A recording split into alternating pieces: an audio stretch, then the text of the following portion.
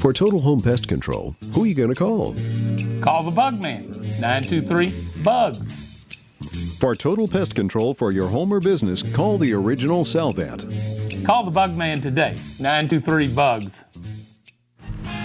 Exiles from what you ask? Exiled from the radio. But now, we're on your television. I'm Bill Profita, he's Kevin Gallagher, and they kicked us to the curb.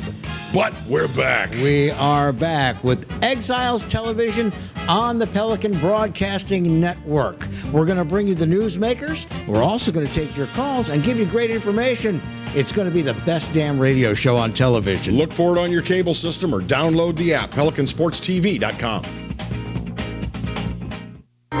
Eric Garrard is back, but where has he been? I read on the internet that guy was abducted by aliens.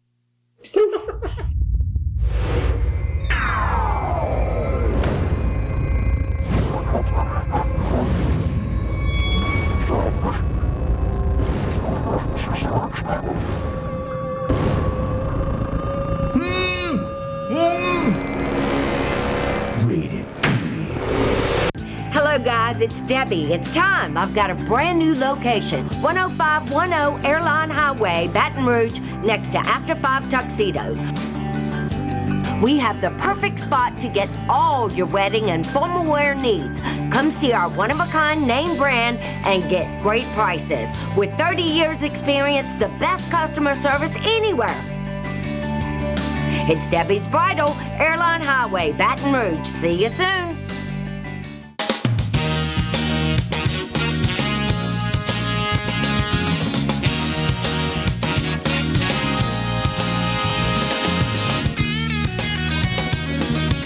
Welcome to hour one of the Wednesday edition of the Clarence Bug Show. Hopefully all is well with you and yours at home as we continue to ever so slowly try to resume some sense of normalcy in the midst of this COVID-19 pandemic.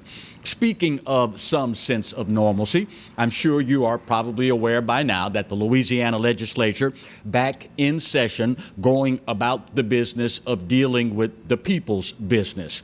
One particularly interested onlooker is a gentleman that inhabited the halls of the Louisiana State Capitol not so very long ago, former State Senator Dan Claitor, who joins us to start today's show. Dan, good morning, and how are you, my friend? I'm great, Bugs. Life is good. The sun came up this morning. It's a beautiful day, and I expect life is going to go on. Let's hope so. Let's hope so. Obviously, the big concern for a lot of folks at the Capitol is a pending budget shortfall. We were not on 100% solid footing prior to the advent of the pandemic, and now we have all these additional expenditures as well. Will legislators be able to cut their way out of this mess, Dan? No. And they're not going to be able to do that. You know, where you said we have additional expenditures, and we have a whole lot of decreased revenue Correct. as well. Correct. You drive by the car lot, people aren't buying cars. You go by the restaurant, and people are wanting to go in there, but they're not buying big-ticket items, and they're not buying little-ticket items, although it does look like a fair amount of construction and things of that sort of continuing to go on, but the budget's going to be a heck of a mess. You talk about the budget process, and as you just alluded to, the lack of revenue being generated because of the state of the economy right now. Sports betting is something that the neighboring state of Mississippi jumped on early in the game following the Supreme Court ruling. And, of course, last year, we kind of flitted around with it a little bit, but it never really went anywhere. In these times right now of desperately needing additional revenue, do you think maybe this is the best opportunity yet for sports betting to become legal in the state of Louisiana, Dan?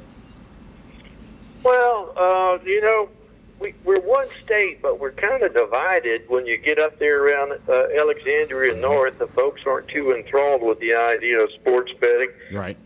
You go south of Alexandria, and folks are pretty comfortable with it. But I was in favor of it when it was for a vote there, and that it's going to happen anyway.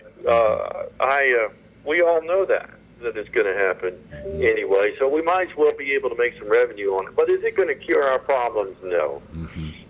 Every place where they put sports betting in, other than Nevada, it hasn't generated the amount of money that people thought it would, in that it's generated some, it's regulated it, people are going to get paid, the sports bettor is not going to take off with the money, but that's not a panacea, for sure. Realistically, Dan, based upon your prior experience and emergency situations in Louisiana, realistically, how much help should the legislature expect from the federal government?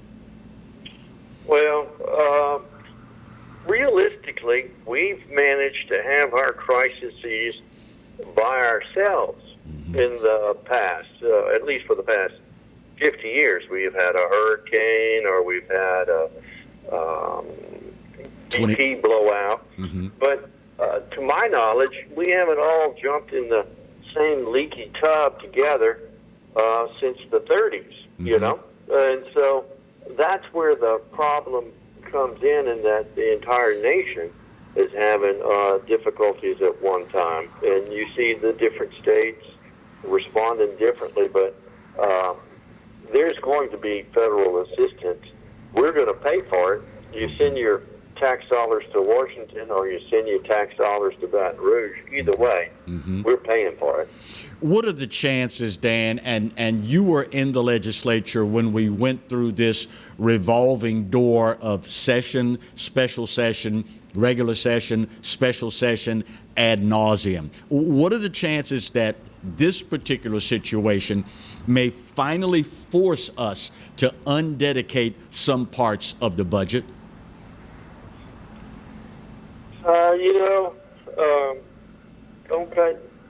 Don't cut me, cut the fellow behind the tree, right. You know? Right. Where the folks that have these special protections, they love them, and they come out, they didn't get them by accident, you know? Those legislation that's in place on that was put there by strong interest groups across the board, and so they'll fight it. You know, nursing home has their dedications. Do you think they're going to roll over and say that's fine, undedicate it? Nope. No way. Nope. You know, and so it's a all or none. Sounds good until you get down into it, and the things that are important to you start coming out. But we certainly do have too many dedicated funds. There's no doubt about it. The strong boys get it into the Constitution, and everybody else manages to get it by a statutory dedication. In a lot of these instances, Dan, the money was dedicated because the citizenry said, we will only give you this additional money if we have some assurance that you're going to spend it on what you say you're going to spend it on. That being said, where does that now leave us, Dan? Yeah, so then that's an issue as it addresses the balances that are in there. And a good example of that is the Transportation Trust Fund, where we, the legislature, even though I wasn't there at the time, you get credit for it, whether you were there or not. You know, Right. It's a continuous meeting body. But Right. we told them that we were going to do these projects, and then some of them never got done, but we siphoned the money out of it to pay state troopers, saying, well, that's part of transportation. So when language is written loosely, people siphon some stuff off. And getting back to your earlier question about how is COVID going to impact the state budget, well, one of the things that you see happening down at the Capitol on this partisan line, that the way you've classified it, is the Republicans are saying, okay, enough, let's open up the economic gates. And they're talking about taking the governor's authority away from him on being able to declare disasters. Right. Well, if you don't go about that right, we're going to screw ourselves on the issue of being able to get federal assistance, because you only get federal assistance under these declared states of emergencies, Right. In most cases. So careful what you wish for. What I tend to call that is we've outsmarted ourselves. So got to be careful there. So what does your gut tell you? There was a whole lot of kumbaya and walking arm in arm as we were battling the height of this pandemic. Now that legislators are back at work, back at the Capitol, how long before partisan politics rears its ugly head? Well, I mean, it already has. It's as soon as if we were a boat out on the sea and we were heading toward shore, we may be 50, 75 yards off the beach, but several have swum up on the beach and started duking it out. Right. Those in the boat are still trying to kumbaya, but those that feel like they're on the beach are ready to go. So what does your gut tell you? Will we be able to craft the budget, put the mechanisms in place to recover completely in this session, or will we be looking at yet another special session, Dan? Oh, there'll definitely be another special session. Now, that's not saying I don't have confidence in the people there. Right. It's just too much information to digest and come out of there where our local senator, Bodie White, is chairman of finance, and Bodie's been around for a good while. He might not be a Clark Gable package, but he's very, very familiar with the budget. He wants it to work. He wants to work with the House members. And so I think they'll do their best, but they're running up against the clock and kind of feel like Les is perhaps the man managing the clock as far as what's going on, and that it's just too many unknowns to be able to come up with something that will work. How big of a lick have we taken in the budget? Right. You know? You know? So two-part question for you, Dan. What do you miss most about the legislative sessions, and conversely, what do you miss least about it? Well, you know, Bug, I was fortunate that I represented a lot of Baton Rouge there, and it was an honor and a privilege to represent folks down there, and they expected you to do your homework, participate, call folks out when they're trying to pull a fast one, and things of that sort. So I enjoyed doing that, right. But we have term limits, and so it clearly says after you've had your turn, step out of the way and give somebody else an opportunity to do good for Baton Rouge. So I enjoyed it. I enjoyed the process. I liked digging down into the law and saying, hey, did you think about the impact that this legislation is going to have on that, where a lot of times people I found just hadn't thought it all the way through. So I like that part. I enjoyed the, if it's fair for me to say it, the intellectual side of it. Right, right. But I also got to sleep in my own bed. I got to have dinner with my wife. Those guys that are driving from Benton and Houma and Lake Charles, they made a much bigger sacrifice than I did, and that they were away from their families and loved ones too long, in my opinion. So the part I'll miss is the intellectual side of it, and digging down into it. And I loved catching somebody that was trying to slide one by and exposing that. I got a kick out of that. The part that I won't miss, I didn't have any real bad experiences there, so I can't say that there's anything that I won't miss. But I understand I've had my turn, I've done my best, and I've moved on. Amen. Well said, my friend. Dan, great to talk with you as always, and God bless you and yours, and stay safe, my friend. Thank you. You're quite welcome. All right, first break of hour one. We need to get her done, and we'll come back and talk with you right where you've got it on the Clarence Bug Show here on the Pelican. Stay close.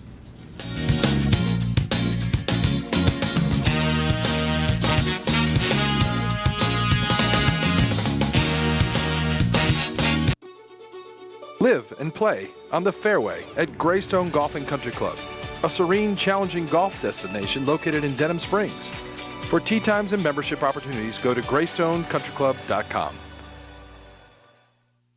Hello, guys. It's Debbie. It's time. I've got a brand new location. 10510 Airline Highway, Baton Rouge, next to After 5 Tuxedos. We have the perfect spot to get all your wedding and formal wear needs.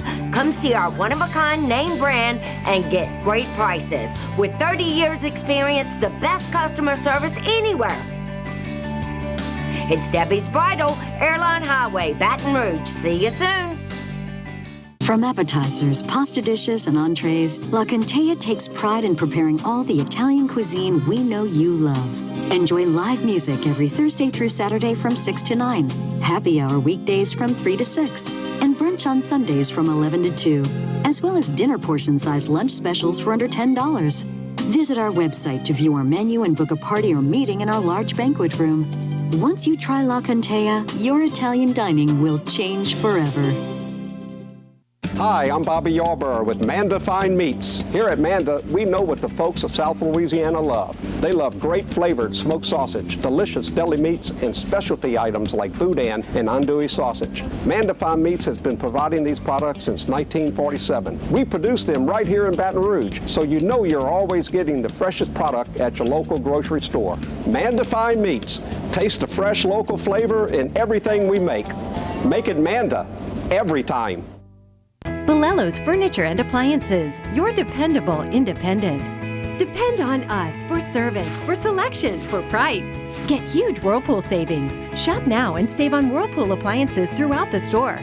Plus, experience our price match guarantee and ask about special financing. You can depend on the know-how of people who live appliances every day. Bolello's Furniture and Appliances, your dependable independent with nationwide buying power.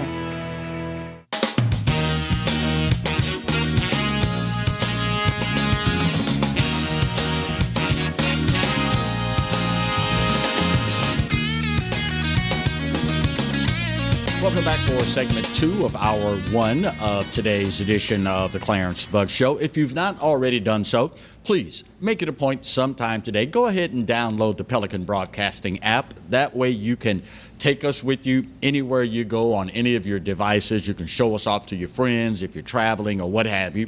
And, of course, PelicanSportsTV.com. You can check us out online there as well. You know, one of the reasons I am so anxious to see America's and Louisiana's, obviously, economies get rolling again is when it comes to the spending of your money. If you were to rank from 1 to 10, make it 1 to 100, places that can spend money efficiently. From 1 to 100, governments probably wouldn't even make the list. It is something that, sadly, most of us have become accustomed to. We know that these guys and girls, for whatever reason, when they get in that echo chamber, when they get into the bubble of the halls of Congress or the respective state legislatures, they many times lose complete touch with reality. When you look at the number of tax dollars given to governments, and the return on investment, the ROI, if you will. Many of us are simply left scratching our heads wondering, where did my money go and what am I getting for it? The sooner we can regenerate revenue, the sooner we can reopen our economies, the sooner we will get back to the business of being able to pay for the things that we need.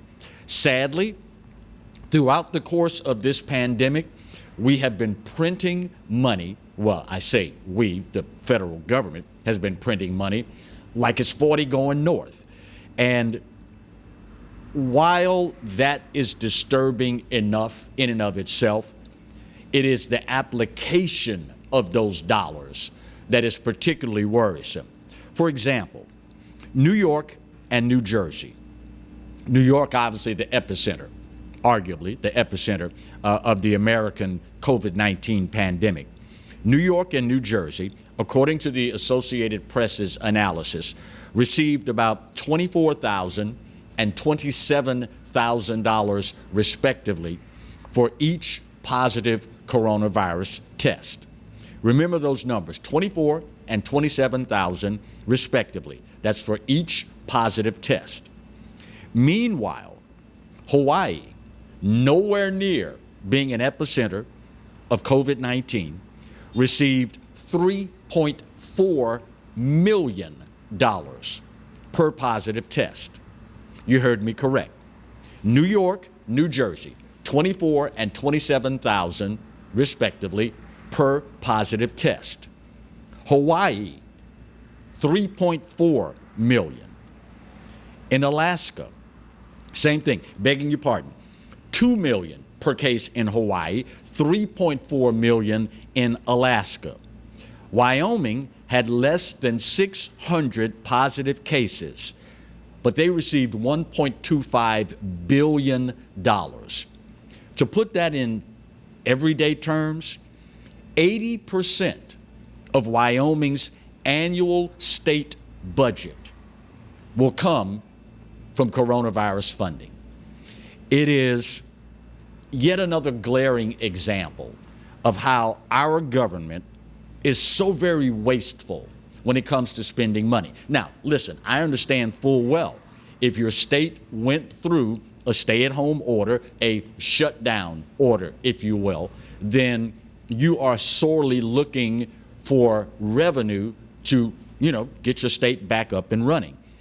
But the disparity of New York and New Jersey receiving $24,000 and $27,000 per positive coronavirus case, and then turn around and compare that with places that were nowhere nearly hit as hard from a coronavirus standpoint. Hawaii receiving $2 million per positive case, Alaska $3.4 million per positive case, and Wyoming, the entire state, had less positive cases than the city of Baton Rouge, but yet and still $1.25 billion awarded to Wyoming, which equates to 80% of their annual general state budget. I understand that there is no one-size-fits-all remedy. I get that. Hawaii is different from Alaska, is different from Louisiana, is different from California. I get that. And unfortunately, Congress, were provided some cover here because this all came about so quickly and there was such a hue and outcry that apparently they thought, well, let's just throw money at the problem. Your tax dollars hard at work. Hard at work. And when all is said and done, I will leave to you to decide. Well, Clarence, you got to understand every state has 2 senators and they get in there and they lobby harder than some of the other ones do for their money. I get all that. But at the end of the day, when you're talking about something that has measurable statistics, you can look at Hawaii and see how many cases they had. You can look at Alaska, see how many cases they had. You can look at New York, at Louisiana, see how many cases they had, and then award money accordingly. Now, for the record, Hawaii, with the shutdown of all the folks in the continental U.S., would suffer greatly from a tourism aspect because if everybody's locked down, you can't travel. Hawaii makes a ton of money off tourism. But on the other hand, so does New Orleans. So at some point, realism has to kick in when you start awarding these dollars. Personally, I am deathly afraid that the printing of money willy-nilly with nothing behind it to back it all up, when that day of reckoning comes, it is not going to be a pretty picture. I understand full well, so many of us have so much on our plates right now, we can't really take the time to think about this. But you better, because at some point, you're going to have to pay the piper. And when the piper's been standing in line blowing that flute for a while, at some point he demands payment. The disparity is alarming. $24,000 per case in New York, 3.4 million, meanwhile, in Alaska. How do you justify such a large disparity? And at the end of the day, should you be concerned? Well, only if you're concerned about your money. Because after all, lest you forget, the federal government has no money. They do not produce a product that they can put on a shelf and sell to generate money. All the money that the federal government has is your money. When you go to work, it comes out of your check. When your spouse goes to work, it comes out of your check. Of course, now we as Americans these days have pretty much gotten to the point where, hey man, as long as I get mine, that's all I'm concerned about. Well, getting yours comes with a tag. You've got to pay that off in some form or fashion. And quite frankly, I would hate to be the one to have to tell our kids and our grandkids why we elected to literally mortgage their futures. At some point, we're going to have to get back to fiscal sanity. There's no two ways about it. These trends cannot continue. They cannot continue, not without there being some very serious repercussions on the back end of this. And quite frankly, the more we print, the faster we print, the sooner the day of reckoning is going to come. Keep that in mind as we all watch the federal government respond to what is arguably a once-in-a-lifetime event. Hopefully, it will be a once-in-a-lifetime event. And I guess maybe we should also hope that these respective states that will be receiving all of this printed money from the federal government will do right by the citizenry of all these respective states. There is nothing more aggravating to a taxpayer than on this particular date to be entertaining, according to their leaders, a surplus, only to turn around months later, and it's the classic, well, you see what had happened was we didn't realize, and then you get this whole litany of things trying to explain why you've gone from a surplus to we need to raise your taxes and we need to do it real soon. It is something that every single state in the union and probably many of our territories will have to deal with as well. But at the end of the day, if you remember nothing else, please remember this. It is not the government's money, it's yours. And you should be responsible for being sure that it is spent the way it should be. Just saying. Still to come. In today's show, we will speak with Mitzi Breaux with Vitalent Blood Services. You've probably heard about convalescent plasma with the number of people in the state of Louisiana that have contracted and overcome COVID-19. It could well end up being something that becomes more important than any of us have ever realized. Also, we've developed all these new terms that we've come familiar with, social distancing, the whole nine. Well, contact tracing is one that we will become familiar with as well. Dr. Joseph Kanter, Assistant State Health Officer with the Louisiana Department of Health, will join us in our second hour to talk about contact tracing, say that 3 times fast, and what it means here in Louisiana. All that and more is still to come in the remainder of Hour 1 and our entire Hour 2 here on the Clarence Bug Show, right where you've got it. KPBN, the Pelican. Stay close.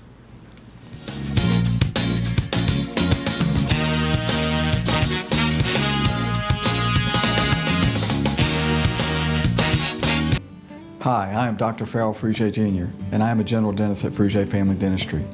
I was born and raised in Baton Rouge, Louisiana. I went to Catholic High School, LSU, and LSU School of Dentistry in New Orleans, where I received my DDS degree in 1986. I always have and will continue to be committed to continuing my education, to invest in technology which makes the diagnosis and delivery of dentistry more thorough, more comfortable, and more aesthetically pleasing. In our practice, we are here to serve the patients. We want to improve their quality of life and to develop relationships with our patients. In dentistry, we have a chance to impact lives on a daily basis, not just by doing dentistry, but by getting to know them and being a part of their life. We also believe in giving back to our community. So every year, we give back to the Greater Baton Rouge Food Bank, Toys for Tots, and Mary Bird Perkins Cancer Center. Please stop by and visit our office. We would love to take care of you and your family. Hello guys, it's Debbie. It's time. I've got a brand new location. 10510 Airline Highway, Baton Rouge, next to After 5 Tuxedos. We have the perfect spot to get all your wedding and formal wear needs. Come see our one-of-a-kind name brand and get great prices. With 30 years experience, the best customer service anywhere. It's Debbie's Bridal, Airline Highway, Baton Rouge. See you soon. For total home pest control, who are you going to call? Call the Bug Man, 923-BUGS. For total pest control for your home or business, call the original Salvant. Call the Bug Man today, 923-BUGS. They said I could find you here. Why are you fishing? Our company's got to ship out 2 full color brochures and 20 color copies. You're killing me. It's done. Designed, printed, packaged, and shipped. How? You just got to know the right people. Baker Printing, the printing people. How come you get to fish in this private lake? Like I said, you just got to know the right people. You can know the right people too.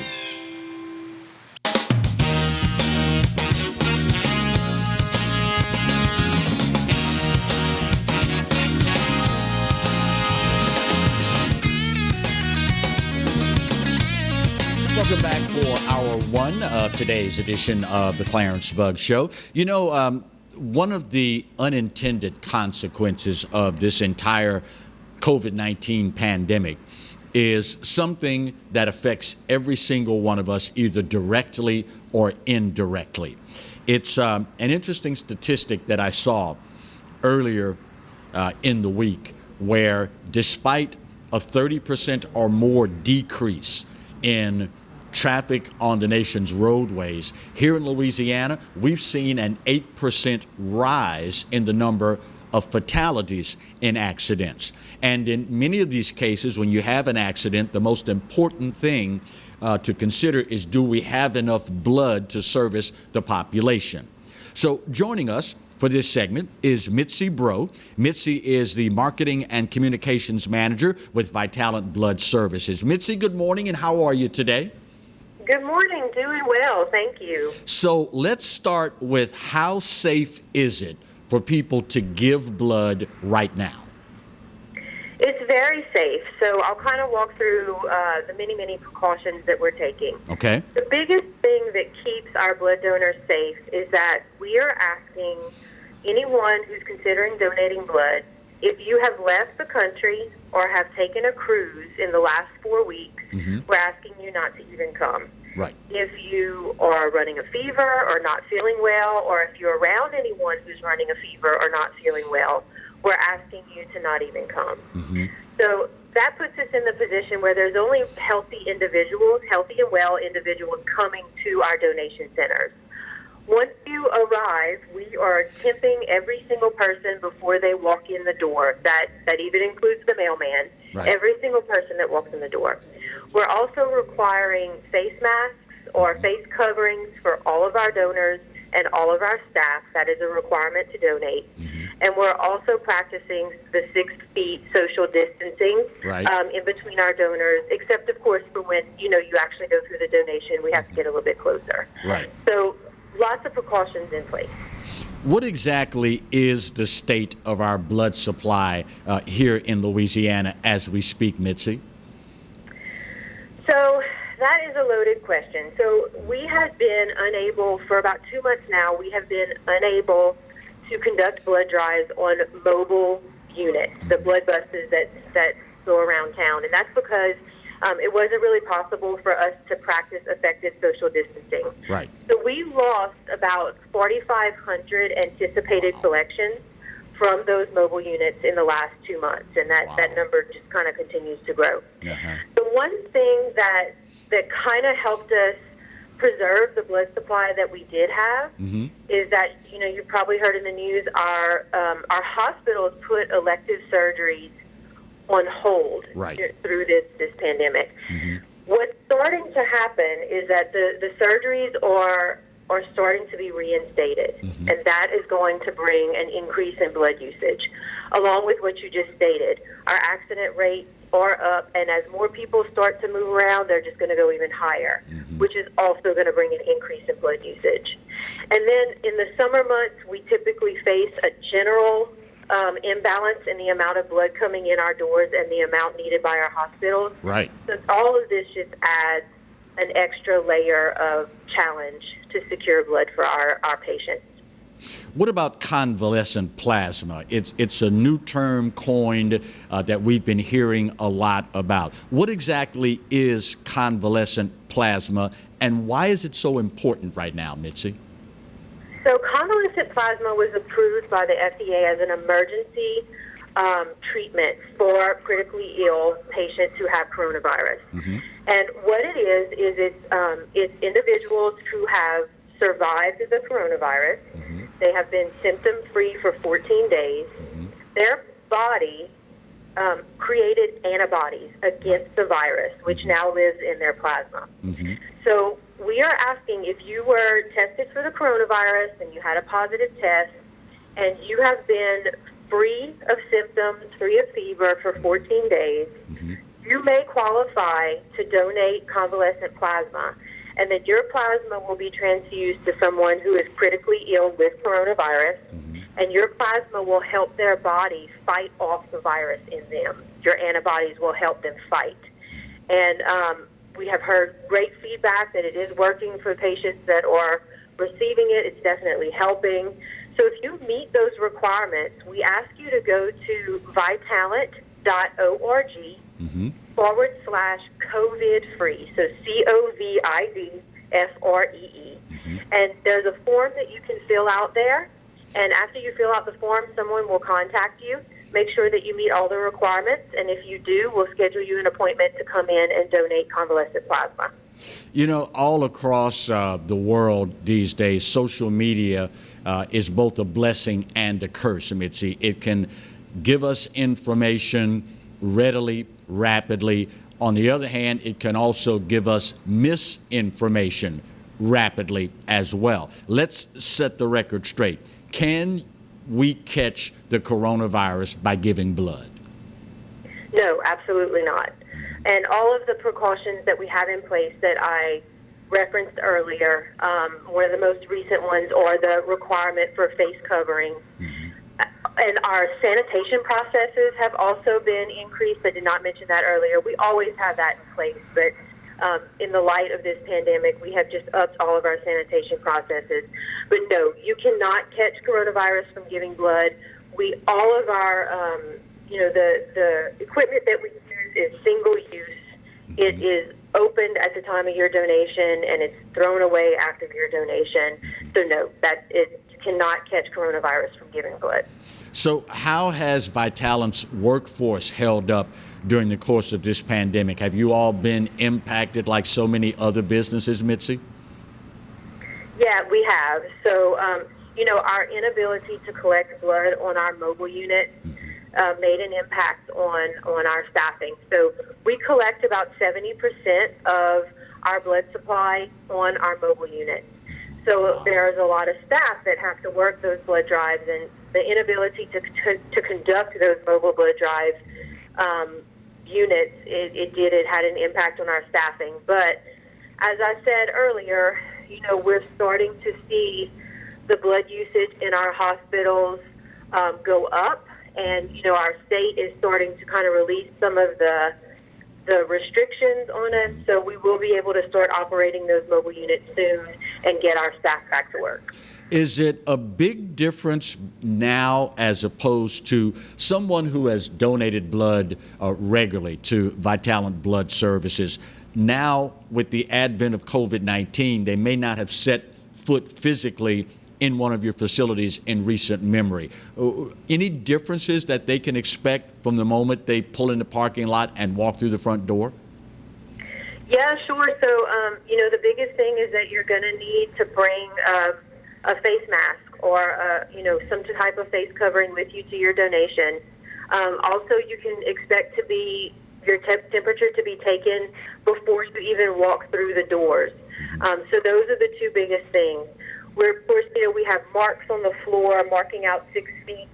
So, we're going to ask you to stay on those marks so you're 6 feet from the donor in front of you. And other than that, that's really it. It's all stuff that you're probably used to if you're going to the grocery store or the gas station. We have all the similar distancing and things like that in place. But other than that, still the same friendly environment that you're used to. And, same process of donation. Is there any particular blood type that you need more than any other, or does it pretty much span the gamut? So right now, every single blood type is needed. But, we'll always say it, type O positive and type O negative are the most transfused in emergency type situations. So, trauma accidents, trauma victims and car accidents, those emergency room type transfusions is mostly the O blood type. So that is always a blood type that we have to ensure that we have an ample supply on hand. Typically, when a person comes in and gives blood, Mitzi, how many people potentially can that blood donation help? 3 people. So in your blood, there are 3 different components. There's your red cells, there's your plasma, and there's your platelets. Right. So your red cells are most often used for those trauma victims, those accident victims. They're also used a lot for surgeries, open heart surgery patients, things like that. Plasma is most often used for burn victims. And now with this convalescent plasma, if you meet those requirements, you can be a key contributor to helping someone survive the coronavirus. That is a different type of donation. We would only collect your plasma from you, and we wouldn't take your red cells or your platelets. And then your platelets are most often used for cancer patients. Cancer patients use a ton of platelets throughout their treatment. So there are different types of donations where we can collect just the certain components of your blood based on your blood type. So if you have an A blood types are most often used for platelets. So we can collect just platelets from you. If you have an O blood type, we would ask you to donate red cells. Red cells are most often used in the O blood type. So we can collect a concentrated pint of just your red cells or your plasma or your platelets to go on and help a patient. So if a patient needs 2 units of red cells, they can get those 2 just from you versus from two different people. And obviously, as more and more hospitals start allowing these elective surgeries, the need is going to expand, is it not? Correct, yes. And we're already seeing that increase now. So how can folks find out more about Vitalent Blood Services, and if they would like to sponsor a blood drive in the near future, how do they go about all of that, Mitzi?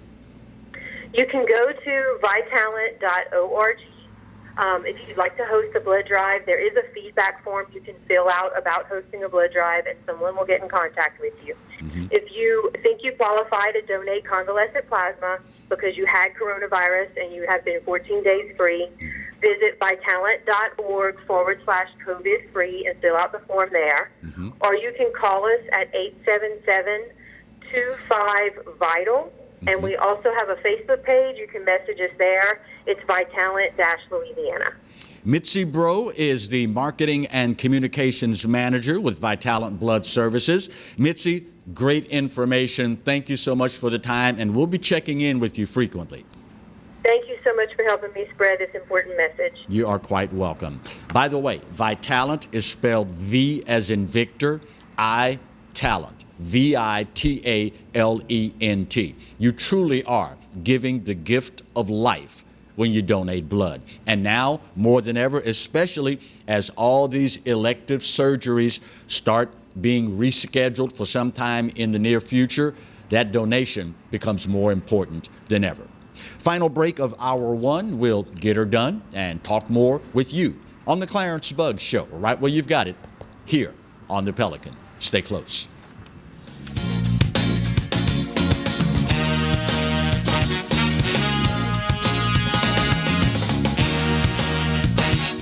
Hi, I'm Bobby Yarborough with Manda Fine Meats. Here at Manda, we know what the folks of South Louisiana love. They love great flavored smoked sausage, delicious deli meats, and specialty items like boudin and andouille sausage. Manda Fine Meats has been providing these products since 1947. We produce them right here in Baton Rouge, so you know you're always getting the freshest product at your local grocery store. Manda Fine Meats. Taste the fresh local flavor in everything we make. Make it Manda every time.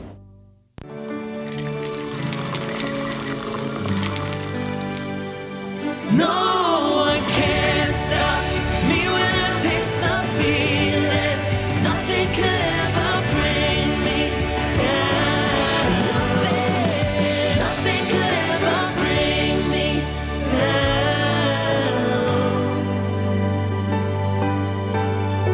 down. Taste the feeling. Exiles from what you ask? Exiled from the radio. But now, we're on your television. I'm Bill Profita, he's Kevin Gallagher, and they kicked us to the curb. But we're back. We are back with Exiles Television on the Pelican Broadcasting Network. We're going to bring you the newsmakers. We're also going to take your calls and give you great information.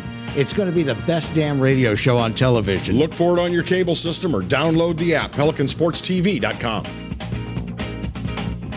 From appetizers, pasta dishes, and entrees, La Contea takes pride in preparing all the Italian cuisine we know you love. Enjoy live music every Thursday through Saturday from 6 to 9, happy hour weekdays from 3 to 6, and brunch on Sundays from 11 to 2, as well as dinner portion-sized lunch specials for under $10. Visit our website to view our menu and book a party or meeting in our large banquet room. Once you try La Contea, your Italian dining will change forever. Live and play on the fairway at Greystone Golf and Country Club, a serene, challenging golf destination located in Denham Springs. For tee times and membership opportunities, go to GreystoneCountryClub.com.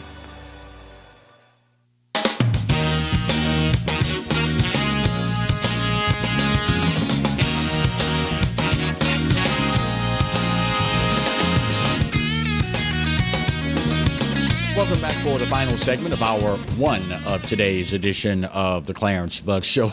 Watching that last commercial in the prior commercial break, Greystone Country Club, I am so jealous that the golfers now are able on Breaux courses and others to get back out and get that exercise. I am an avid bowler. I said avid. I didn't say all that great, okay? But I just love the game and I love bowling. And I was trying to imagine last night what it would be like to bowl with a mask on. So please, bowling alleys, hurry up and reopen so that we can get out and get that exercise, not to mention the fellowship with all the other folks. Bowling is a lot like golfing in that if you play the game, everybody that plays the game is a friend. And don't worry, we'll get there. We'll get there. I have no doubt. I ran across another interesting yet scary statistic that forces us as Louisianians to take a long, hard look in the mirror. It is almost inconceivable that looking at the amount of traffic that has been taken off our highways because of the COVID-19 pandemic, it's almost inconceivable that you could look at the numbers of fatal accidents and they don't go down. It's estimated that anywhere from, depending on what municipality you're in, 30 to 78% of traffic has been taken off the roadways. But here in Louisiana, we've seen an 8% increase in the number of fatal accidents. Now, I'm not the bad guy. I'm just reporting the numbers. Well, Clarence, how could that be? It ain't possible. There's fewer people on the road. That means fewer people supposed to be dying. Well, in an ideal world, that would be the case. But as we are all painfully aware, the world is not ideal. And an interesting phenomenon has arisen out of the analysis of these particular stats. COVID-19, aside from the physical impact, also carries a huge emotional and psychological burden for people. It is amazing when there is something you're battling that you cannot see, smell, taste, or touch. It is constantly weighing on your mind. Add to that component getting behind the wheel of a 2,000-pound guided missile, sometimes guided, sometimes unguided, depending on who's behind the wheel. And now all of a sudden, it is a recipe for an 8% increase in fatal accidents. We were all hoping that, with the stay-at-home order, crime will drop, accidents will drop, fatalities will drop, there will be some benefits to this. Unfortunately, here in Louisiana, as far as our roadways are concerned, that's not been the case. Listen, when you get behind the wheel of a car, you are responsible for your life, the life of the passengers in the car, and others who share the roadway with you. And I understand a family member sick with COVID-19, on a ventilator, don't know what the outcome's going to be. That's a lot on your mind to handle. I get that. But at the end of the day, when you are sharing the road with others, there is a responsibility that comes along with that. And it's, I guess, a sign of the times that whenever you hear of someone passing these days, the first question we ask is, was it COVID-19 related? Unfortunately, 8% more of our fellow Louisianians in announcing the death of a loved one to someone else, when the question is posed, did they die from COVID-19? You have to tell them, no, it was a traffic accident. It is a very strong statement about Louisiana drivers and our state of mind behind the wheel. I would like to think that it is all COVID inspired. I'd like to think that there are folks that just had so much on their minds, they're going out of their way to practice the precautions and be safe and so on and so forth, that momentary distraction on the highway led to a tragedy that sadly they will have to live with for the rest of their lives. It is a different day with COVID-19, but it does not mean that the rules of the road have been relaxed. Here in Louisiana, we've made it a practice, unfortunately, to get behind the wheel of a vehicle, not use turn signals, get behind the wheel of a vehicle, not obey the speed limit, get behind the wheel of a vehicle, tailgate the person in front of us, get behind the vehicle, have no regard whatsoever for right of way and things of that nature, and it's catching up with us. It is catching up with us. There is no way on God's green earth we're supposed to have this huge reduction in traffic and still have an increase in traffic fatalities. Guys, girls, we're supposed to be better than this. And I know everybody out there is a bad driver but you. But when all the other folks say the same thing, you end up with where we are. When you're behind the wheel, responsibility is the order of the day. Something I'm going to check into that I've not been able to verify just yet, but I heard on a news report coming in this morning, the state of Georgia, as you know, going full speed ahead in reopening their economy. And one of the things that the governor there has done has now been to cancel or actually do away with the driving test for applicants for a new driver's license.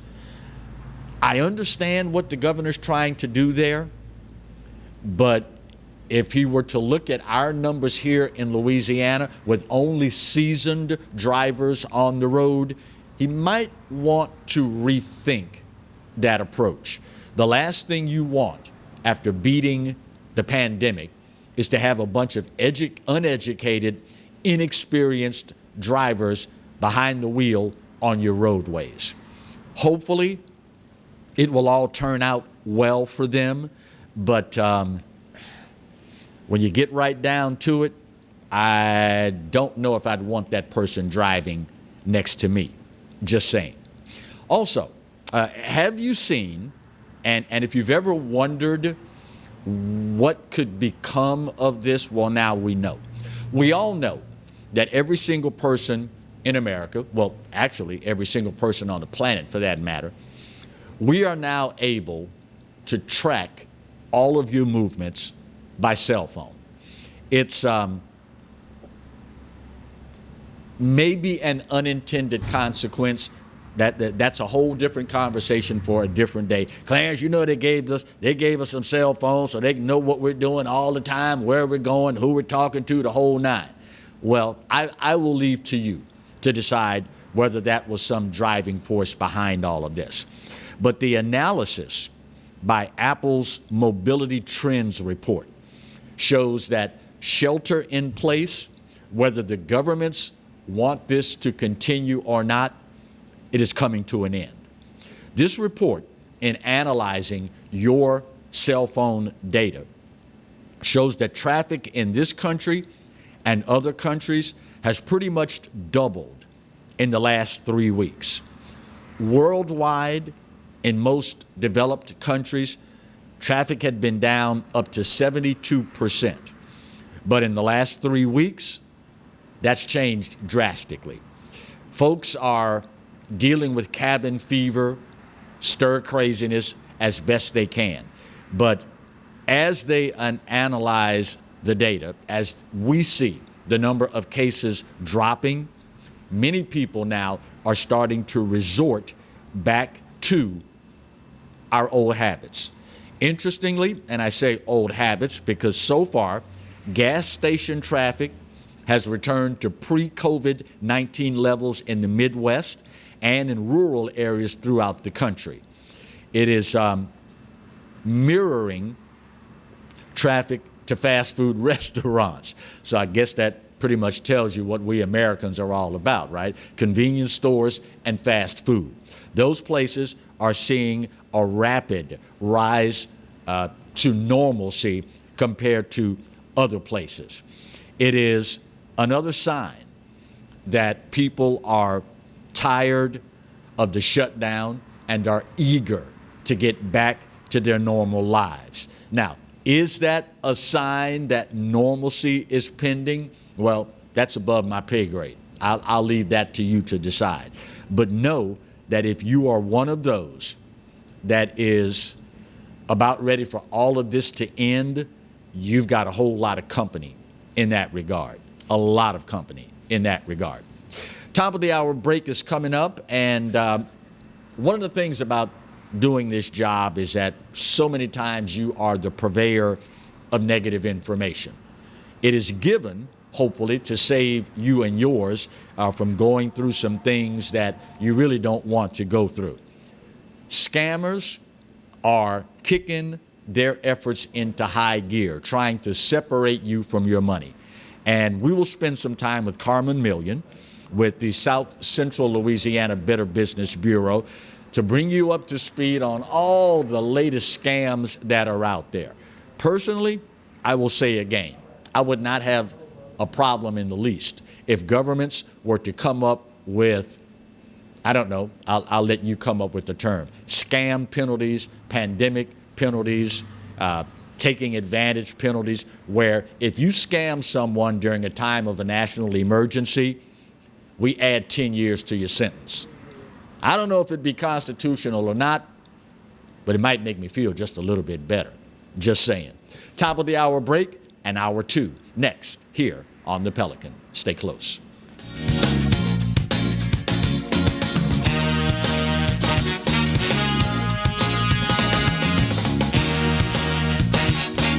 Hello guys, it's Debbie. It's time. I've got a brand new location. 10510 Airline Highway, Baton Rouge, next to After 5 Tuxedos.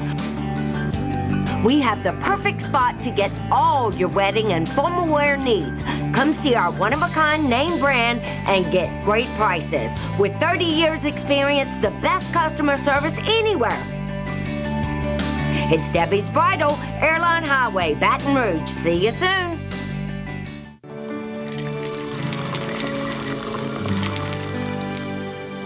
No one can stop me when I taste the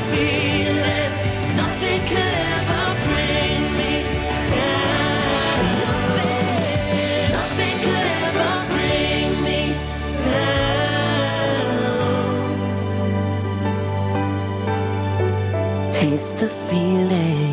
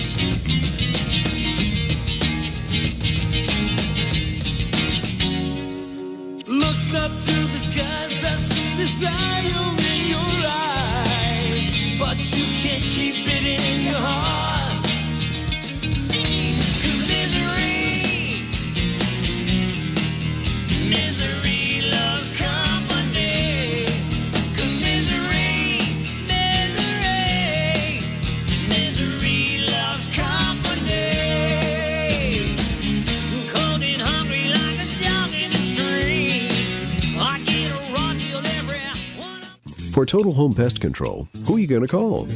Call the Bug Man, 923-BUGS. For total pest control for your home or business, call the original Salvant. Call the Bug Man today, 923-BUGS.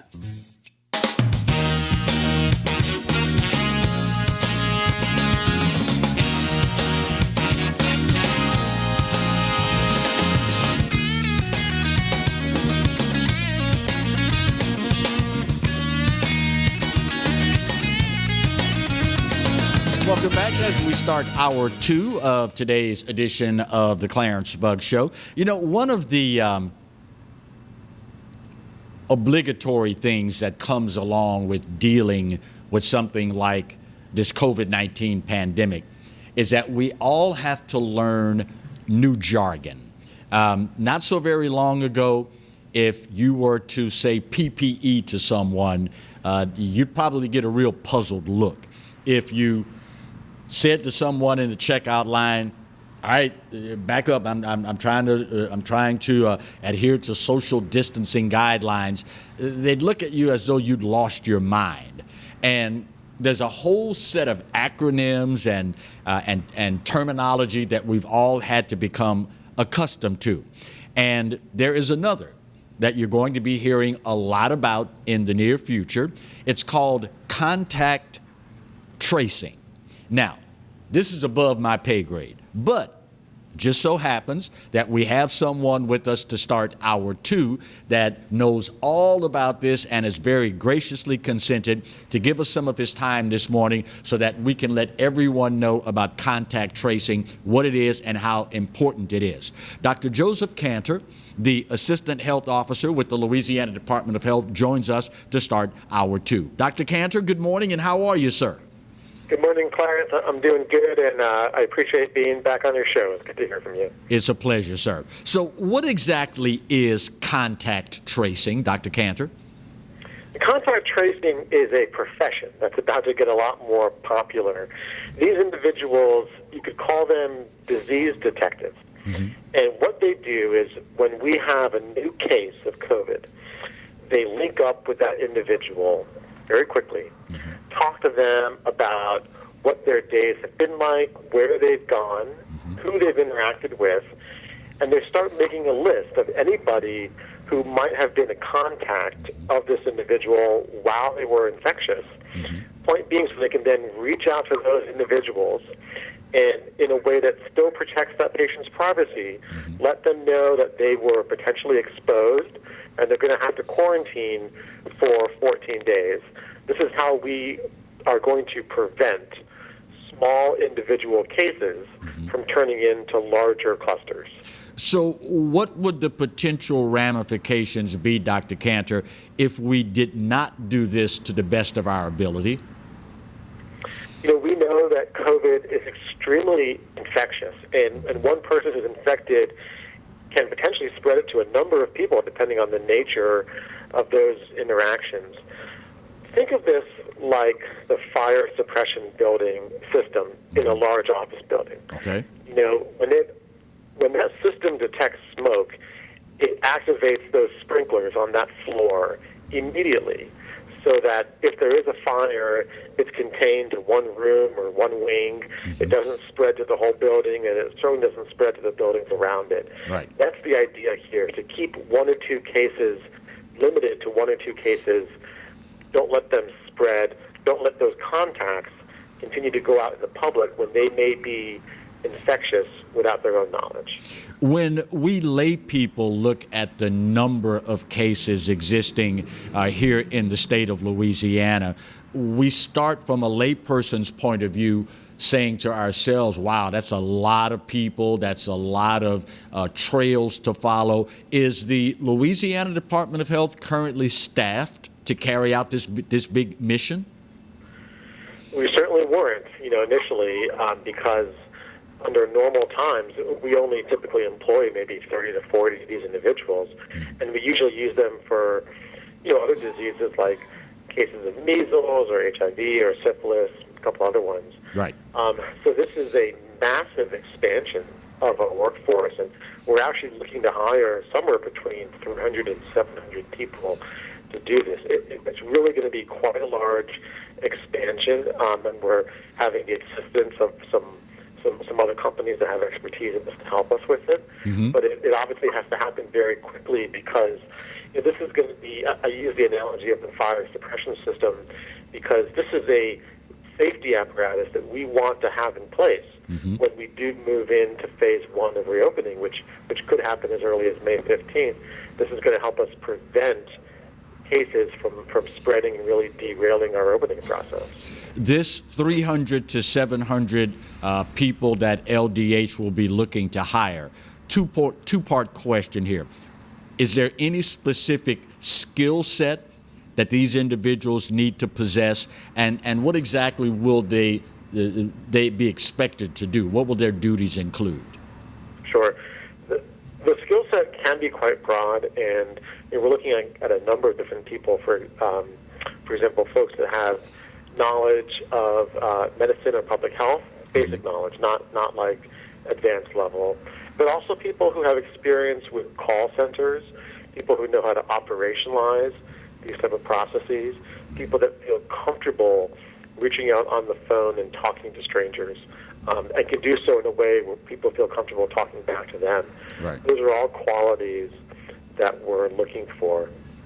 Is this done for any other virus other than COVID-19, Dr. Kanter? It is. It's just done on a much smaller scale. So if you think back a couple years, we had a few cases of measles. A couple in the New Orleans area. This was 2 or 3 years ago. One of the individuals came in from Europe, and the reason why we were able to keep that from spreading to anyone else is because of these contact tracers. They learned very quickly who sat next to that person on the airplane, who they actually were at the Smoothie King Center in New Orleans at a game, who sat next to them at the game, all those sorts of things. And they reached out to those people and had them quarantined or even tested if it was indicated. So we do use them for other diseases. It's just never been on a scale anywhere close to this before. Speaking of scale, you have been very integrally involved in healthcare for many years. What's it been like from your standpoint in dealing with this once in 100-year or once in a lifetime situation? That's absolutely the right way to phrase it. And we haven't had a public health event like this in the past 100 years. The Spanish flu or yellow fever is really all you can compare it to. It's truly been unprecedented in a couple ways. It is touching every aspect of society in a way I never thought I would see in my professional lifetime. But it's also very humbling as a physician and a medical provider in that, we get used to knowing how to treat patients. And, we're learning more now. A month or two ago, we really knew very little about how to treat these patients, and it wasn't a very comfortable place to be in. Truly unprecedented. When you look at our preparations and the individual steps that we've taken in dealing with this COVID-19 pandemic, from a healthcare professional's standpoint, what are you hoping we learn or take away from this experience in our country, Dr. Kanter? Well, I hope we do two things. First, I hope that we fund public health in the way that it should be funded. Public health is like you really don't know you need it until it's too late. And if public health during normal times is doing their job, nobody notices. One of my mentors likes to say, public health saved your life today, you just didn't know it. Right. So it's one of those things that's important. It's just not always so obvious, and it sometimes gets cut when budget cycle comes around. Right. Number one. Number two is we got to pay more attention to equity and racial disparities in health. This virus has just ripped the lid off of some really stark racial disparities. And you look at the state, 60-odd% of deaths are African Americans, right, despite only 32% of the population of the state being African American. Those type of inequities existed before COVID, certainly, and it takes an agitating event like this to make it just so obvious to everyone. The onus is going to be on us as COVID dies down to really address health inequities in a way we haven't been able to yet. Obviously, these are numbers that folks in your profession have been telling us for years. How do we bridge that disconnect between minority communities and their trust of the healthcare system? Is that something that is above everybody's pay grade right now, Dr. Kanter? It's a tough question, and it's challenging because it goes back years and years. And I think a few years ago I helped run a clinic down in New Orleans, and I remember clearly one of my patients had, she was elderly, but she had congenital syphilis her entire life because her father was a subject in the Tuskegee syphilis experiments. Which is, and to think about that, and you think about the mistrust that's developed from the healthcare system in certain communities, it's completely understandable. And I think the only way that we bridge that is by doing a better job of employing healthcare professionals who come from the communities of which they're going to serve, and being a good partner with those communities. How has COVID-19 impacted your particular office? Are you currently fully staffed, or like just about every other profession on the planet, you all are dealing with numbers that you did not expect to see this year? We're dealing with absenteeism, certainly. The hospitals and our public health office will tell you we have a lot of patients, see a lot of coworkers who have gotten the virus or are quarantined because someone close to them have gotten it. So like every business, it's been challenging to keep enough people staffed. We're doing our best to allow people to work remotely when that's possible.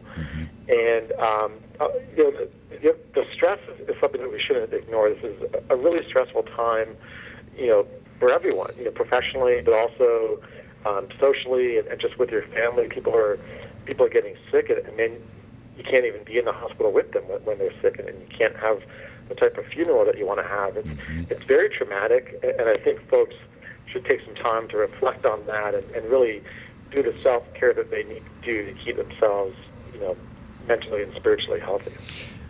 Finally, Dr. Kanter, how worried are you that if we're not very, very careful in dealing with all of this, we may well find ourselves on the doorstep of a mental health crisis if we don't approach this the way we should? Yeah, it's a big concern, and I do worry that that's been put to the side, on the back burner a little bit in the early stages of this. But the trauma that we're experiencing here is just immense and wide-reaching. It's analogous to families who were deeply affected by Katrina. It's a traumatic experience that's going to define a generation, and we're going to have to put some energy as we begin to reopen. We're going to have to put some energy into ramping up mental health services so people can talk to folks and kind of deal with the trauma that they've been maybe putting off for the past month or so. Finally, Dr. Kanter, how can people find out more if they're interested in helping out with the contact tracing? There's information on the dashboard. If you Google LDH COVID, you'll see the dashboard. It's got a lot of good stats. We update every day on the numbers across the state, and it's got some good information on the contact tracing initiative as well. Fantastic. Dr. Joseph Kanter, Assistant State Health Officer with our very own Louisiana Department of Health. So great to hear your voice again, my friend. Thank you for the great information. And please, Dr. Kanter, stay safe. My pleasure. You too, Clarence. Thank you, my friend. He has been a reliable source of information for many years. Back in my radio days, and of course now on television as well. Dr. Kanter, thank you kindly, my friend. You know, don't underestimate the emotional, psychological impact, if you will, of a pandemic like this, not only on we adults, but kids as well. I very distinctly remember in the aftermath of Hurricane Katrina, doing hours on end on the radio, disseminating information, directing resources, and the whole nine. And by the time I realized it, it was too late. I was not able to set foot in New Orleans for at least 6 months because I was just deathly afraid that I'd lose it. I'd break down because you cannot entertain people's misery, suffering, dying without it having some sort of impact on you. And quite frankly, with the number of hours that we put in every day on the microphone in the immediate aftermath of that national tragedy, we should have been given some counseling. But at that point, it was uncharted waters. No one had ever experienced anything like that. And I am firmly of the belief that there was a PTSD episode of sorts for many broadcasters, because again, it's impossible for you to spend that many hours of a day, 7 days a week, entertaining people's problems and misery and so on and so forth, and not have that affect you. It's just an impossibility. But we soldiered on, and we did what needed to be done. And in hindsight now, hopefully, those that are so adversely impacted by this pandemic will seek out their local resources to maintain their emotional and psychological health. Vitally important, very important. We need to get our first break of this hour out of the way. We will do that, and then we continue on with hour 2 of today's edition of the Clarence Bugg Show. Right where you've got it, here on the Pelican. Stay close.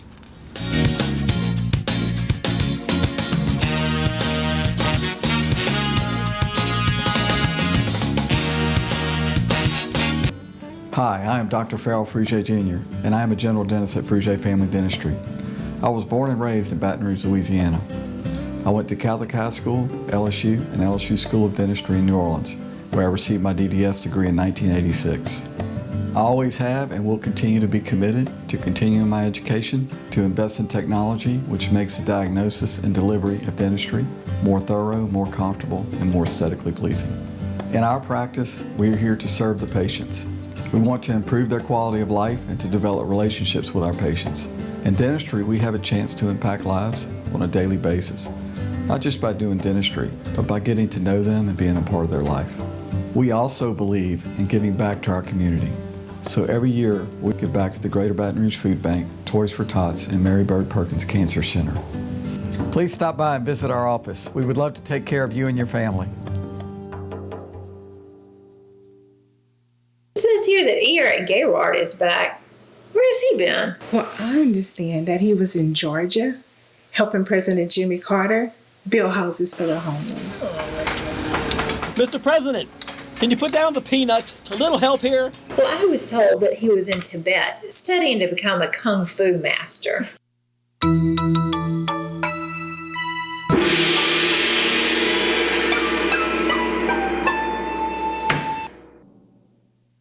That's right, the Clarence Bugg Show is back, along with the Exiles, Bill Profita and Kevin Gallagher. We've put the band back together, South Louisiana's talk team, and it's only on the Pelican. 10 a.m. till 12 noon, right here on the Pelican. From appetizers, pasta dishes, and entrees, La Contea takes pride in preparing all the Italian cuisine we know you love. Enjoy live music every Thursday through Saturday from 6 to 9, happy hour weekdays from 3 to 6, and brunch on Sundays from 11 to 2, as well as dinner portion-sized lunch specials for under $10.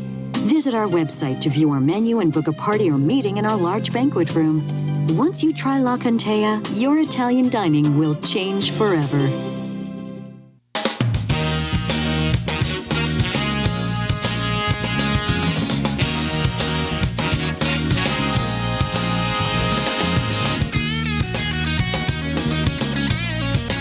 Welcome back for hour 2 of today's edition of the Clarence Bug Show. You know, probably for most average Americans, the biggest concern looking down the road post-pandemic is when will sports return.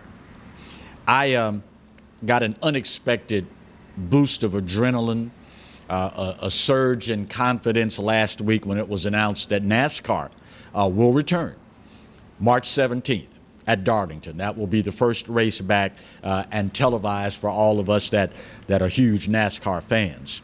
The NFL, meanwhile, announcing that they plan to carry out their 2020 schedule as written.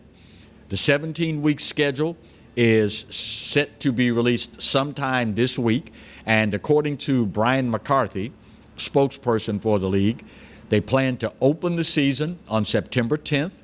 The Super Bowl is set still for February 7th. The league also went on to state that they have visions of fans being present during the games. I don't know if I understand what the NFL is trying to do here, but I don't know if it's too early for that leap of faith just yet. You know how we fans are. We've become spoiled. We've become accustomed to getting our football a certain way. If we attend a Southern Jackson State game, if there aren't 50,000 people in the stands in Jackson's Memorial Coliseum, it ain't Southern Jackson State. If the Alabama Crimson Tide visits Baton Rouge during football season and it's not 100,000+ in Tiger Stadium, Clarence, that ain't LSU Bama. I'm sorry. Well, you might start maybe getting used to the idea now that football is not going to be football as we've come to expect it. A bit of promising, for lack of a better phrase, news in college football. A number of athletic directors coming out this week saying that they are in favor of playing the games this fall. Again, personally, I think it's too early to start speculating on what the procedures are going to entail, what the scenarios will be. I think it's a fairly safe assumption that for the areas where football does in fact resume, it is going to be a different brand of football. You and I have become accustomed to tailgating, post-game parties. In recent years, because of the escalation of ticket prices and the availability of seats, many people have gotten to the point now where they simply go to their favorite college campus just to tailgate, have no intention of setting foot inside the stadium. They just go for the camaraderie, for the food, for the fellowship with their fellow alums and fans. Those days for the foreseeable future are probably long gone. Not to say that it won't return at some point, but for the 2020 fall campaign, go ahead and start getting in your mind that whatever it's going to be, and I'll just have to deal with it. It's one of those things where we don't have the luxury of mandating what's going on.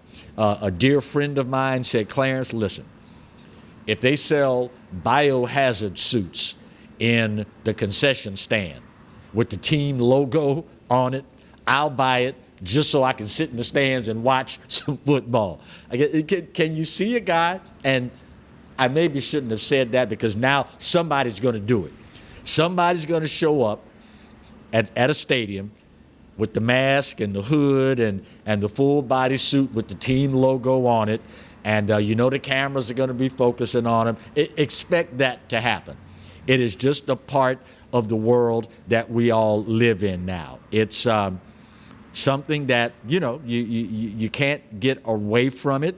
So you may as well embrace it and deal with it the way it is going to have to be dealt with.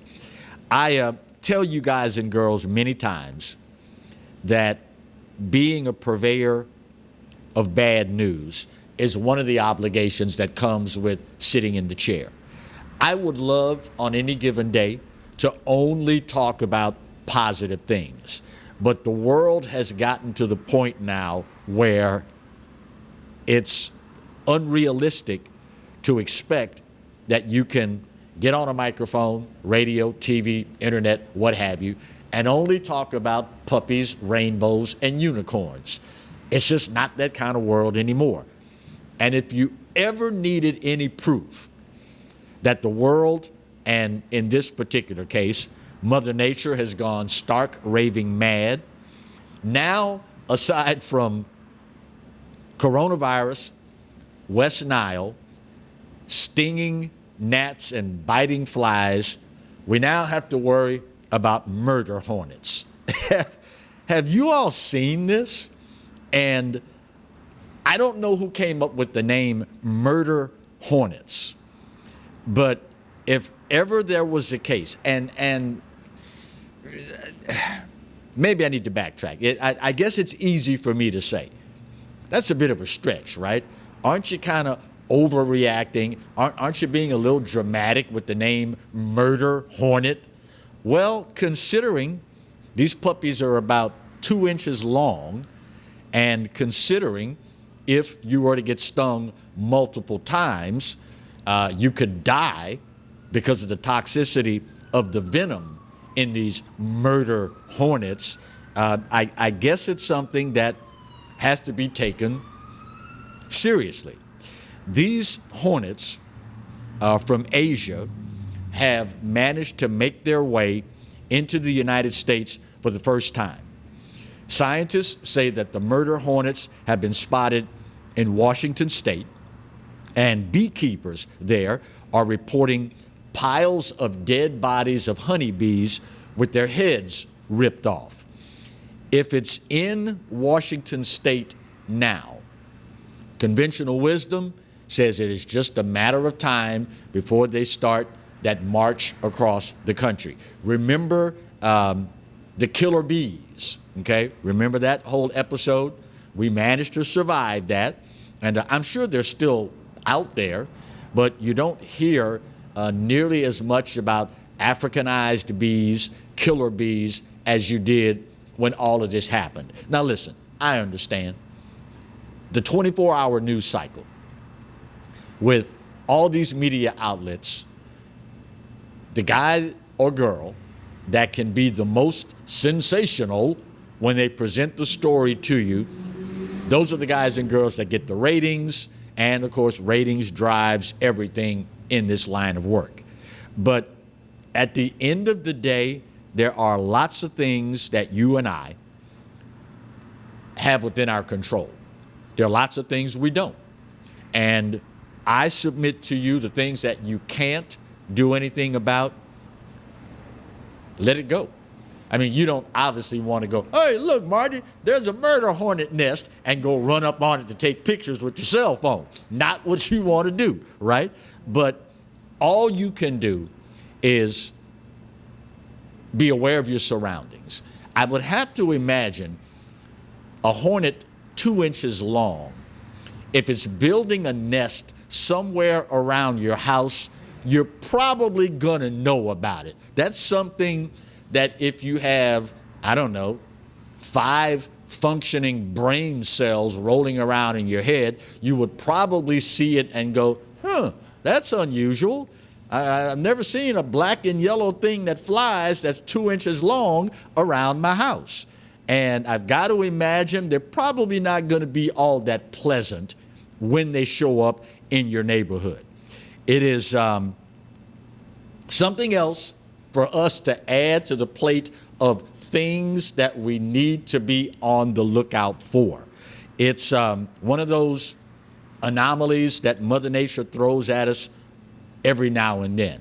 As a matter of fact, obviously, residents are warned not to get too close to the insects because their stinger, and keep in mind, you're talking 2 inches long here, the stinger can penetrate traditional beekeepers' suits as well as multiple layers of clothing. So, all that being said, as if you didn't have enough to worry about, with coronavirus, West Nile, Louisiana mosquitoes, all these other things, now we can add murder hornets to the list. Just when you thought you had heard it all, right? But hey, Africanized bees arrived. The sun's still coming up in the east and still setting in the west. World continues to turn on its axis. And like everything else that we encounter in this life, this too shall pass. We'll get through this. The scammers, oh man, they have kicked this thing into high gear now. Isn't it amazing, and a very sad commentary at the same time, how situations like COVID-19 can bring out the best in humanity while all at the same time bringing out the worst in humanity. My late father used to say, if some of these folks would spend a fraction of the amount of time trying to earn an honest living than they do trying to scam you out of your money, the world in which we live would be a much better place. Of course, now, you know, you can't make people do things. Criminals are going to be criminals. They're going to do what they do. All we can do is try and protect ourselves from their evil intentions. Carmen Million with the Better Business Bureau of South Central Louisiana will be along with a scam update. And to wrap up today's show, Butch Browning, our state's fire marshal, will join us to kind of give us a bit of an overview on what we can expect from outdoor dining at restaurants as more and more of them now start the reopening process, serving all that delicious food that we love here in South Louisiana. Bottom of the hour break, we'll get her done. And then it's continuation of hour 2 of the Clarence Bug Show right here on the Pelican. Stay close.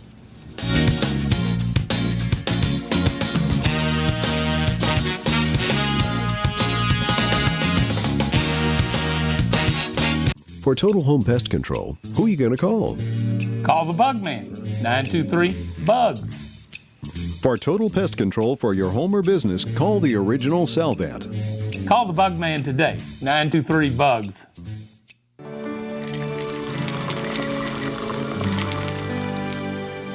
No one can stop me when I taste the feeling. Nothing could ever bring me down. Nothing could ever bring me down.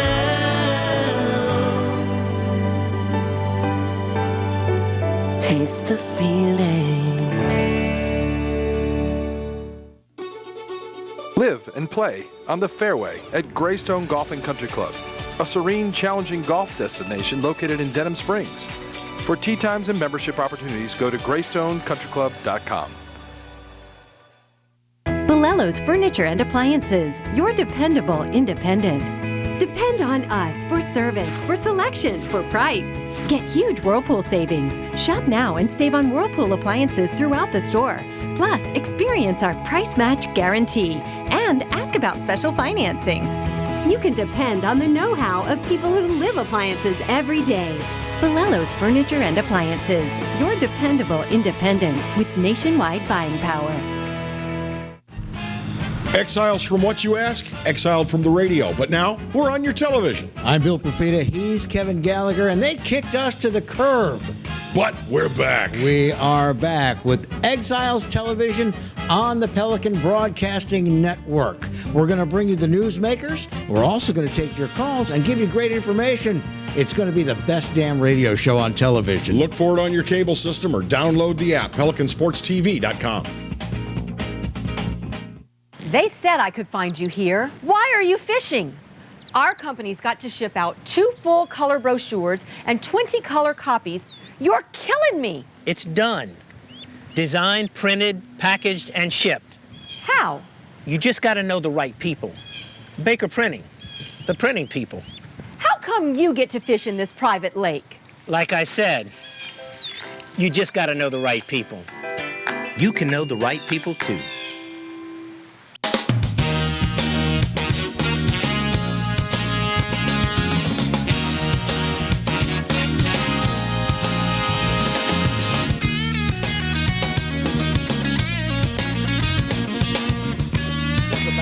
hour 2 of today's edition of the Clarence Bug Show. Thank you very kindly, all of our viewers down in New Orleans, over in Lafayette and Baton Rouge, and other parts of the great state of Louisiana. We appreciate sincerely you being so gracious and allowing us into your homes. One of the things that we have made it a point to be particularly cognizant of and share with you is the number of scams out there in the wake of the COVID-19 pandemic. You have heard me say God knows how many occasions, I guess it's just a part of human nature, but when we encounter catastrophic events, the flood of 2016, Hurricane Katrina, Gustav, Ike, and now the COVID-19 pandemic, there is a tendency to bring out both the best and the worst in humanity.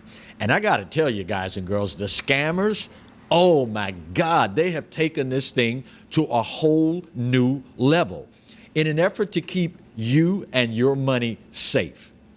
Carmen Million with the Better Business Bureau of South Central Louisiana, president and CEO of the Triple B for SCLA, joins us to tell us what's going on with these scammers these days. Carmen, good morning, and how are you? Good morning, Clarence. I'm doing well. Fantastic. All right, let's start with accidental payments, a scam making the rounds these days. What is that all about, Carmen?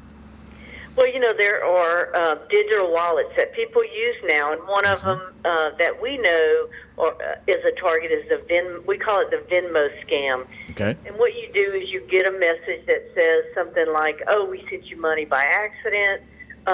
Can you send it back?" And you check your account and you notice that you have monies in your account that was put there by, you think, by accident. Right. And then, of course, they ask you to send it back.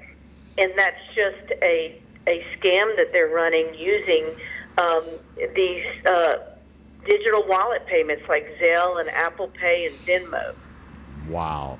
All right. I've also got on my radar puppy scams. What's that all about? And why such a cute, cuddly name?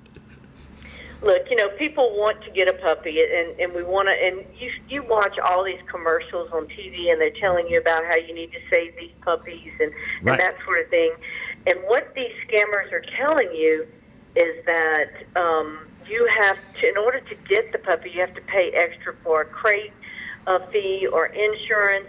And in some cases, they even want you to supply an alternate payment, such as a gift card, or as we said, the mobile banking option. And what they want you to do is pay that money up front. And that's just really a warning bell right there. You should never pay for something that you haven't seen, that you don't know anything about the seller. So you need to do your homework. And, of course, if you're going to pay for something, especially if you're doing business online, use a credit card. That way, if you don't receive it or if there's an issue, you have a better chance of disputing it. It's also my understanding, Carmen, door-to-door solicitors are making the rounds during this pandemic with everyone being at home. What do we need to be on the lookout for in that regard? Well, first of all, depending on the area you live in, they have to have a permit to solicit door-to-door, first of all. And that's the first thing. But we're in a pandemic. They should not be going door-to-door to solicit business at all. Right. And what we recommend is if somebody knocks on your door and they offer to do a driveway, a roof, a tree trimming, or whatever the case may be, you can get their information, but you need to call local law enforcement and have them investigate it for you. You can also tell the company that you're not going to hire them until you check with the Better Business Bureau.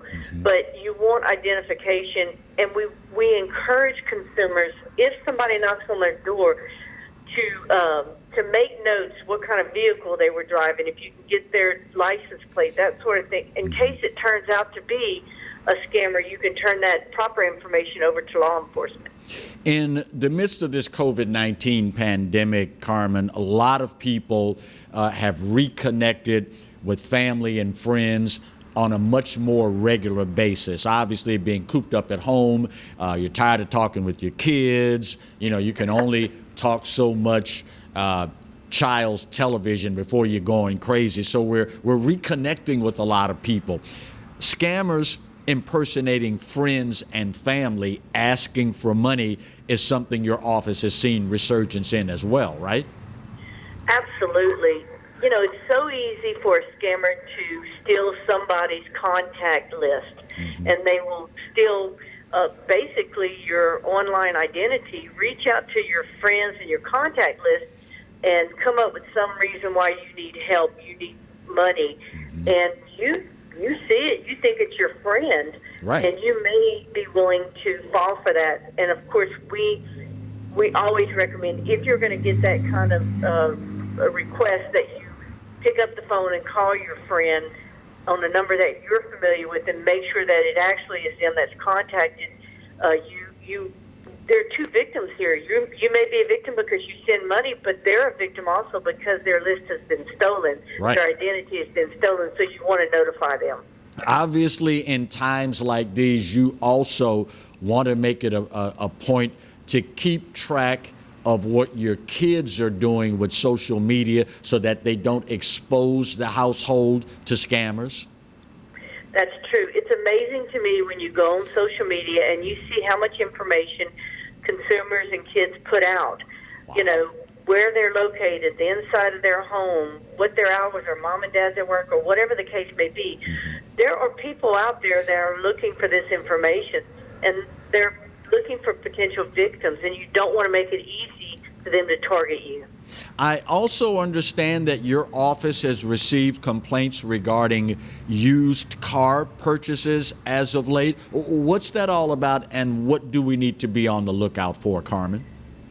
Used car purchases is something that's always been an issue, but I think people are a little bit think that they're going to get a better deal now. Right. And what we want consumers to be aware of when they're buying a used vehicle is do your homework. Never sign an as-is contract, because if you sign an as-is contract, you're waiving any rights that you have to repairs or anything to be done if there's something wrong with that vehicle. You need to do your homework. If the deal sounds too good to be true, it is. You want to have a mechanic that you know and trust look at it before you actually purchase it. That gives you negotiating powers. Right. You need to look up the Carfax. You want to make sure. I mean, think about the 16 flood. What did they do with those vehicles? Do you think they all threw them in the trash? They cleaned them up and sold them. But did they tell people that they had been in a flood? Those are things people need to be aware of, and you need to do your homework. And if you sign a contract for a new or used vehicle, the day you sign it, that's a legal and binding contract. If you want to take it back, it's called buyer's remorse. You know, Carmen, you have been involved with the Better Business Bureau for quite some time now. And of course, you have weathered and helped us weather all sorts of storms, no pun intended. The 2016 flood with all the contractor fraud, Hurricane Katrina with all the fraud to charities, things of that nature. Is this the worst you've ever seen because it is worldwide in the scope of the effect? Absolutely. And I think the reason that the scammers are out there is because their targets are easily accessible. So people are at home, they're bored, they're online, they're doing all these things, so they're an easier target, and they're available. You know, people always said senior citizens were the biggest target. Right. That's not true anymore. Everybody's a target because everybody's accessible. Wow. Wow. How can we find out more about the great services offered by the Better Business Bureau of South Central Louisiana, Carmen? The best thing to do is go to our website at bbb.org. You can search a company. You can place a review.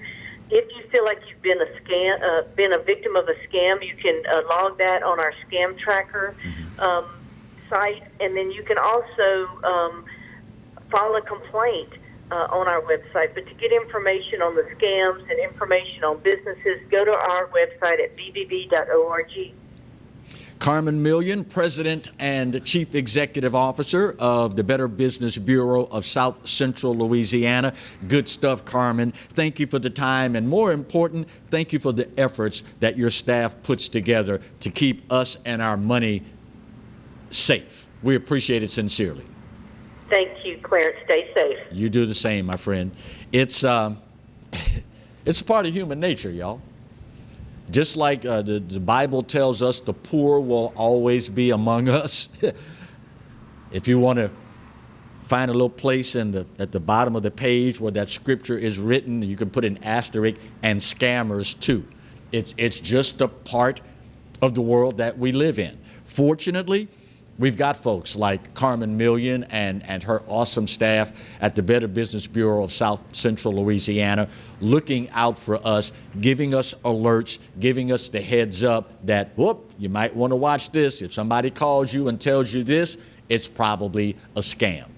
Bottom line, guys, girls, the old adage, if something sounds too good to be true, it probably is, still holds value.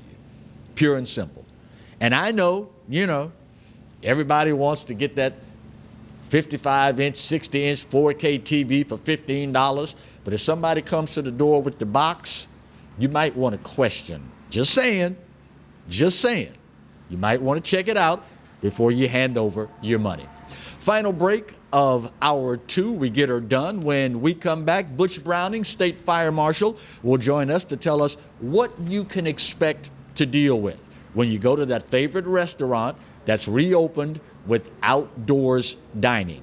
Butch Browning, State Fire Marshal, will wrap us up after we take our final break of this hour here on hour 2 of the Clarence Buggs Show, right where you've got it. KPBN, the Pelican. Stay close.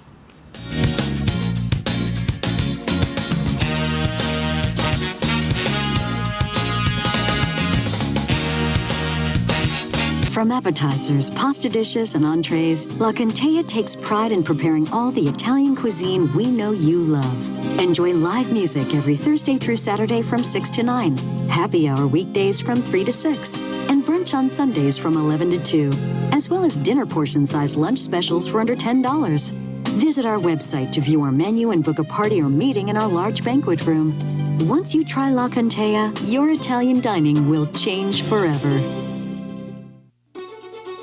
Live and play on the fairway at Greystone Golf and Country Club, a serene, challenging golf destination located in Denham Springs. For tee times and membership opportunities, go to GreystonecountryClub.com. Hello guys, it's Debbie. It's time. I've got a brand new location. 10510 Airline Highway, Baton Rouge, next to After 5 Tuxedos. We have the perfect spot to get all your wedding and formal wear needs. Come see our one-of-a-kind name brand and get great prices. With 30 years experience, the best customer service anywhere. It's Debbie's Bridal, Airline Highway, Baton Rouge. See you soon. That's right, the Clarence Buggs Show is back, along with the Exiles, Bill Profita and Kevin Gallagher. We've put the band back together, South Louisiana's talk team, and it's only on the Pelican. 10 a.m. till 12 noon, right here on the Pelican. Hello. Hola. Ni hao. Experience what the Baton Rouge International School can offer your children. Now welcoming displaced students for short and long-term stability. Hi, I'm Bobby Yarborough with Manda Fine Meats. Here at Manda, we know what the folks of South Louisiana love. They love great flavored smoked sausage, delicious deli meats, and specialty items like boudin and andouille sausage. Manda Fine Meats has been providing these products since 1947. We produce them right here in Baton Rouge, so you know you're always getting the freshest product at your local grocery store. Manda Fine Meats. Taste the fresh local flavor in everything we make. Make it Manda every time.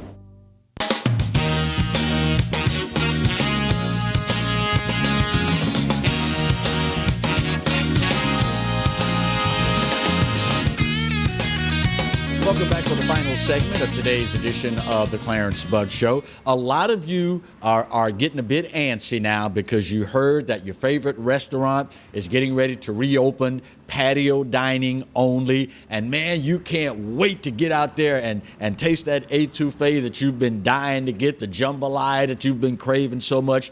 Well, hold those horses before you get out there. Not so fast. There are new guidelines in place that will determine how you are able to dine in these restaurants. One of the gentlemen that's been working day and night along with his staff to put all of this together is our state fire marshal, one of our favorite folks, Butch Browning. Marshal Browning, how are you today, my friend? Man, I'm doing good. We're just trying to get some normalcy as best we can in all of this chartered unknown territory, my friend. So what went into formulating these new guidelines, Butch? Yeah, so, the governor wanted to get as much information out ahead of time before this phase one occurs, which is a lot of businesses opening. Right. And so, what we worked hard over the last couple of weeks in doing is creating what the life safety and egress of a building needs to be with the limited capacity. And we worked hand in hand with the Louisiana Department of Health to create the mitigation measures that are specific to, like, the restaurants, as you mentioned. Right. And of course, Friday we put out restaurant guidance on how they're doing the outdoor experiences, and that's been very positive. It's allowed some little bit of normalcy to come back. But it's bigger than that.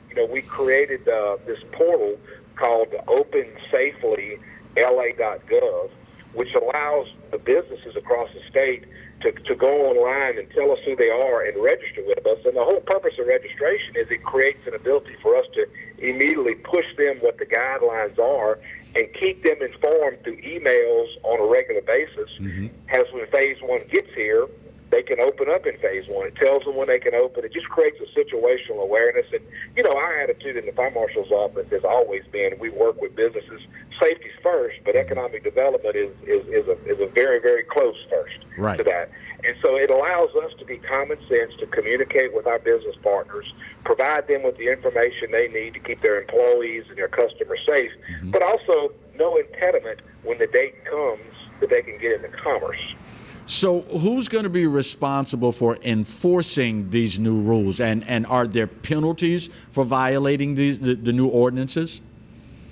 Yeah, well, the codes and standards today, before this pandemic started, the fire marshal's office was one of the enforcers, and there are penalties. And, and we use our police authority very rarely because we go in and we build compliance by working with people. So I can tell you these limited rules on capacity and these mitigation rules to prevent the spread and to maintain safety of the public as they intermingle, we're going to go out in a compliance mode and we're going to help people. We're going to educate people. I do not believe that there are businesses out there that want to open unsafely and want to put their customers and their employees in harm's way. And already we've had a lot of conversations with businesses who have misunderstandings. And once we explain to them the purpose and the intent, they comply. So we will be out there doing what we do, we've been doing since 1904, and that's working to keep businesses safe. But our role is going to be working with people. This is a serious situation where people have been ill and people have passed away, and people understand that, and they understand we've got to have these protective equipments out there and this sanitation and sanitizing out there so the spread is stopped immediately. And that's the road we're going to do. And look, we'll work with local governments, our local fire prevention bureaus, our local enforcement agencies, and they'll all be partners with us in bringing about this success. One of the things I've always admired about your office and your operation, Butch, is that you always approach it from the aspect that the fire marshal's office, we're your friends. We're here to help. What's been the response, if any, that you've received so far since unveiling this? Well, from the business community, it's been a lot of excitement because I think, number one, we're answering questions that we hadn't been able to answer to this point. Right. So putting this, when we open this thing up on Monday, we're already given guidance for phase one, which could happen. If all things are right, could happen, in the middle of May. So we're giving them guidance now so they can start changing the processes, rearranging the chairs in their business, talking to their employees, educating their staff. So the response has been great. And, awesome. And listen, there's a lot of anxiety and a lot of fear out there. I get it. Right. And, but I'm a believer that if you can't communicate and you can't communicate in one voice, then that confusion is what causes problems. So again, the whole purpose of us being able to have your email and know where you are is so we can continually push information to you so you can be successful. So, it's been very positive, and that's the role that we're going to do. We're not going to change what we've done for all these years during this pandemic, I can tell you. Once again, if you would, Fire Marshal Browning, give our viewers the web address again where they can find out more info. Sure. It's called opensafely.la.gov. You can also go to our website. It's on the front page of our website. Mm-hmm. The governor's website also has that information, as well as the Louisiana Department of Health website, and it's out there in a bunch of other venues. But look, to take the time to register your business, it's a positive thing. It immediately gives you a communication back from the state telling you what we know today, and again, keeping you up to date. It's just where we are. You know, I miss the days when somebody would page me on my pager and I'd call to get information. But, right. You know, unfortunately, we got to work off of emails and social media these days. All right. Butch Browning, State Fire Marshal, thank you on behalf of the business community and we consumers for putting this together so that we're all on one page and on one accord. Stay safe, my friend. Thank you, my friend. Call me if you need me. I will do, my friend. It's a little closer to normal. Little bit more. Here we go. Now, all that being said, guys, girls, govern yourselves accordingly. Let's not all rush back out as though none of this ever happened and end up having to revert back to where we don't want to go.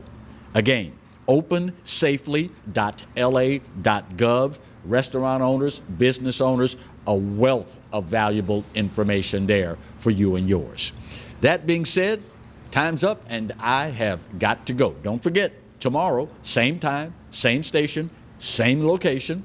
Bill Profita, Kevin Gallagher, the Exiles will be here. Oh, and also, don't forget, if you missed a portion of the show today, we replay it tonight from 10 p.m. until midnight. The same for the Exiles on tomorrow. That being said, I'll give it to you. You know what? You're right. Now more than ever, America, we're not perfect. But doggone it, from my money, it's the best there is. And God knows there's no place else on his green earth that I'd rather be. Speaking of the good Lord, you do realize that he loves you, right? And I hope you know that I do too. Best news you gonna get all day. There ain't a doggone thing you can do about either one. Take care of yourselves. Let's take care of each other. And we'll do it again next week. God bless.